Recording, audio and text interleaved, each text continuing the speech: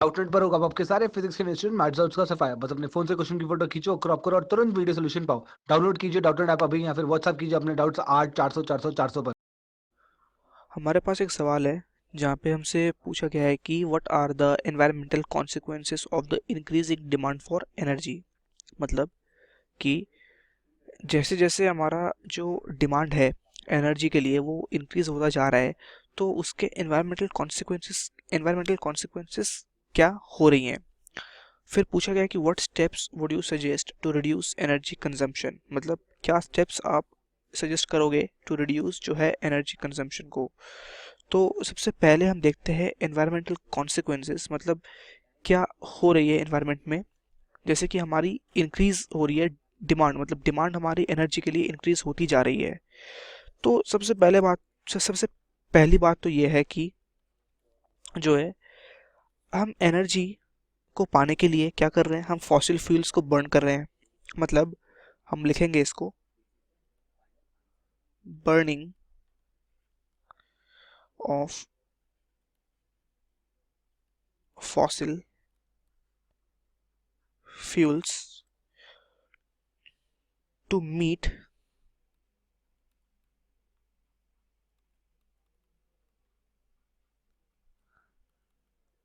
increasing demands for energy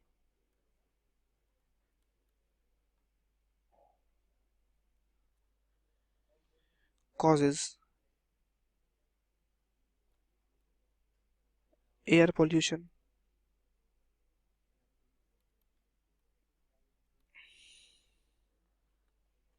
second point ये है कि सेकेंड पॉइंट है कि कंस्ट्रक्शन ऑफ डैम्स,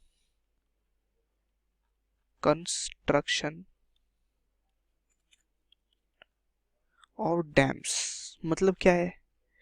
मतलब ये है कि जैसे हाइड्रो इलेक्ट्रिसिटी जो है, अगर हम, क्योंकि हम जानते हैं कि हम हाइड्रो इलेक्ट्रिसिटी बहुत ज़्यादा यूज़ करते हैं, तो उसकी वजह से क्या होता है कि हमको डैम्स बनाने पड़ते हैं।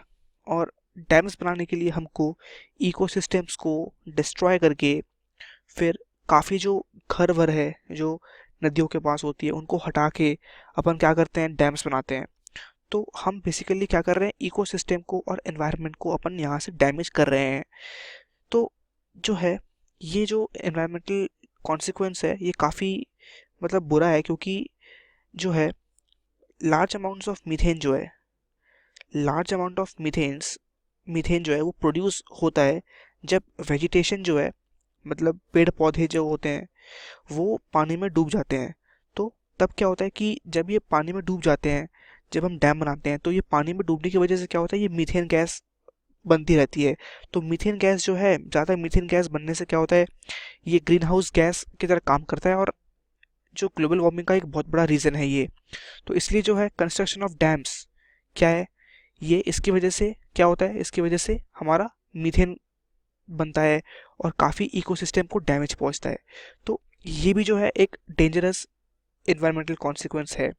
अब हम बात करते हैं थर्ड कॉन्सिक्वेंस की। थर्ड कॉन्सिक्वेंस ये हो सकता है कि जो फॉसिल फ्यूल्स हम बर्न करते हैं, तो उसको जो है उसको मतलब काफ़ी केयर के साथ और काफ़ी कॉशन के साथ हमको डिराइव करना चाहिए, ताकि हम फॉसिल फ्यूल से मैक्सिमम बेनिफिट ले सकें।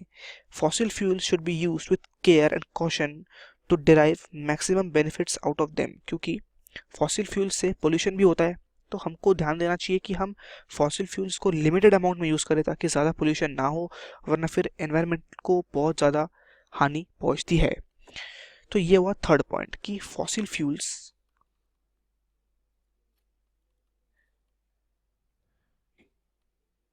Should be used with care and caution.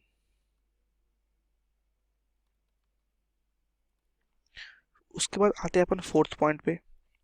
Fourth point ये है कि फोर्थ पॉइंट ये है कि हम काफ़ी जो है एयर क्वालिटी को डिग्रेड कर रहे हैं, क्योंकि जैसे हम एनर्जी यूज़ करते हैं तो काफ़ी सारी गैसेस जैसे सल्फर डाइऑक्साइड, नाइट्रोजन डाइऑक्साइड, काफ़ी सारी गैसेस जो हैं वो बनती रहती हैं। और वो जब रेन होता है तो ये गैसेस रेन के साथ मिलके एसिड रेन बनती है, और एसिड रेन प्लांट्स और एनिमल्स को बहुत हानि पहुंचाती है। तो ये एक बहुत मेजर इशू है। एसिड रेन एसिड रेन जो है ये बहुत एक बड़ा एक मेजर इशू है, जो कि हमारे प्लांट्स के ख़राब क्वालिटी का एक बहुत बड़ा रीज़न है। आजकल आप देख सकते हो कि प्लांट्स की क्वालिटी काफ़ी ख़राब हो गई है, और एनिमल्स जो होती हैं वो भी काफ़ी जो है रेन रेन की वजह से क्या होता है, उनकी स्किन ख़राब हो जाती है। तो एसिड रेन बनता है इस ज़्यादा ज़्यादा एनर्जी सोर्सेज को यूज़ करने की वजह से, और जो है हार्मफुल गैसेस बनने की वजह से। तो ये है हमारी बेसिक जो है एनवायरमेंटल कॉन्सिक्वेंसेस हैं जो हमने यहाँ पे डिस्कस की हैं। तो हमको जो है एक लिमिटेड यूज़ में क्या करना चाहिए, लिमिटेड तरीके से हमको सोच समझ के कि कौन सा सोर्स ऑफ एनर्जी इकोनॉमिकल होगा, कौन सा पोल्यूशन कम करेगा, ये सब ध्यान में रखते हुए हमको एनर्जी सोर्सेज को यूज़ करनी चाहिए। तो फिर उसके बाद पूछा गया है कि what steps would you suggest to reduce energy consumption, क्या स्टेप्स आप सजेस्ट करेंगे टू रिड्यूस जो है एनर्जी कंजम्पशन। तो एक पॉइंट तो यह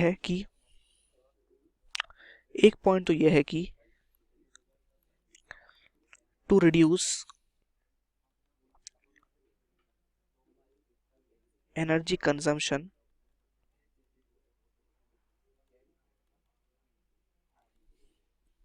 क्या है, fuel saving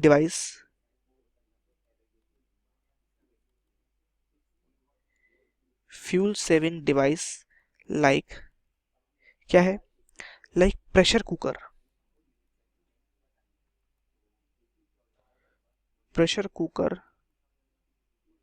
should be used. तो इसका मतलब यह है कि जब अपन कोई खाना पकाते हैं तो खाना पकाते वक्त अपन काफ़ी सोर्सेस ऑफ एनर्जी जो पोल्यूशन क्रिएट करती है उसका यूज़ हम करते हैं। जैसे ओवन हो गया, फिर हमारा स्टोव हो गया, एलपीजी हो गया। तो हम इन सब चीज़ों का यूज़ कम से कम करें, और प्रेशर कुकर का यूज़ करें, क्योंकि प्रेशर कुकर में क्या होता है, प्रेशर वाला फैक्टर काम करता है, और प्रेशर की वजह से जो है खाना इजीली कुक होता है, और इससे हमारा कोई पोल्यूशन नहीं क्रिएट होता। तो जो है प्रेशर कुकर यूज़ करने की वजह से हम एनर्जी कंजम्पशन को रिड्यूस कर सकते हैं। फिर सेकंड पॉइंट पर आते हैं कि एफिशिएंसी की बात करते हैं। एफिशिएंसी जो है efficiency of energy sources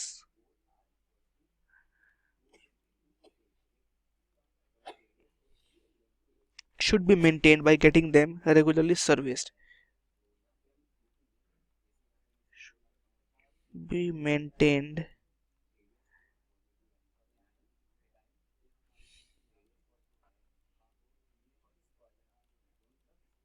by getting them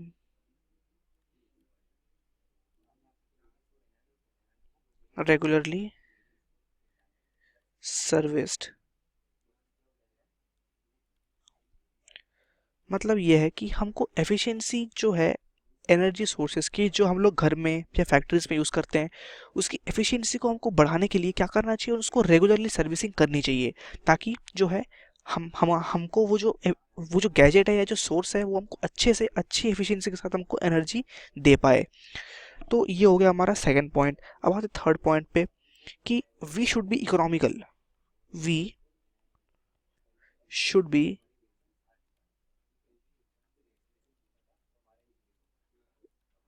economical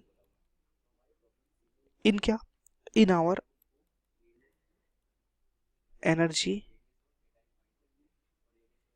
consumption. हमको जो है बहुत ज़्यादा इकोनॉमिकल होना चाहिए जब हम एनर्जी को कंज्यूम कर रहे हैं। तो ये कुछ फैक्टर्स हैं जैसे जिससे कि ना आप जो है एनर्जी कंजम्पशन को रिड्यूस कर सकते हैं। तो हमने जो है पूरे क्वेश्चन को डिस्कस कर लिया है कि what are the environmental consequences, जो है क्या एनवायरमेंटल कॉन्सिक्वेंसेस हैं इंक्रीजिंग डिमांड फॉर एनर्जी के लिए, और हमने ये भी डिस्कस कर लिया है कि हम कैसे जो है एनर्जी कंजम्पशन को रिड्यूस कर सकते हैं। तो ये था इस सवाल का कंप्लीट आंसर।